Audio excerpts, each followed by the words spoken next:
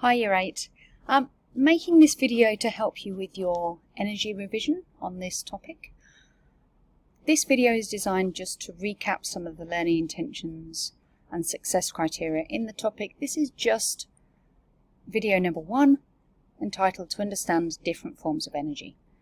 So just an overview of the success criteria. What you need to know is the way that we use energy every day. And there are multiple different ways, so just look around you and consider types of energy that you can see and hear and detect being utilised right now. The different forms of energy that you need to be able to describe are things like light energy, heat energy, sound energy, electrical energy, kinetic energy, or movement in particles, and movement energy. You also need to be able to describe and give examples of potential energy. So remembering that potential energy is the stored energy in things. So electrical energy could be potential energy, which is stored in batteries, for example. In addition, you have potential energy stored in foods that is available to you once you access it to give you energy to do the things that you do every day. Gravitational potential energy is another type of stored energy, and we'll come to that later. Elastic potential energy is also stored energy, and you are welcome to look back at your brain pop notes where you'll see that Moby pulls back on a bow, which provides lots of elastic potential energy to propel the bow forwards.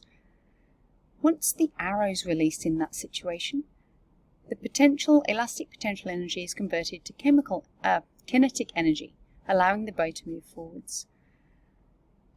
Now, that's an example of transforming energy from one type into another.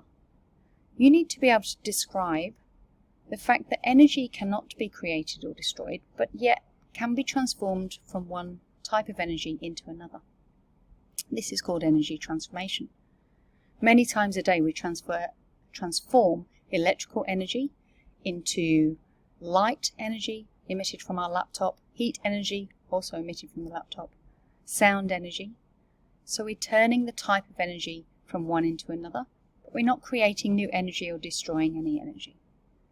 That's known as the law of conservation of energy. The other thing we can do is transfer energy from one place to another.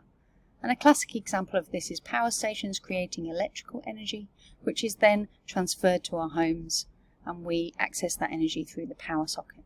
So that's just the movement of energy from one place to another. As long as you can describe the difference between energy transformation and energy transfer, and you can interpret diagrams on that topic, then you'll be okay. Check page 9 and 10 if you need clarification on that.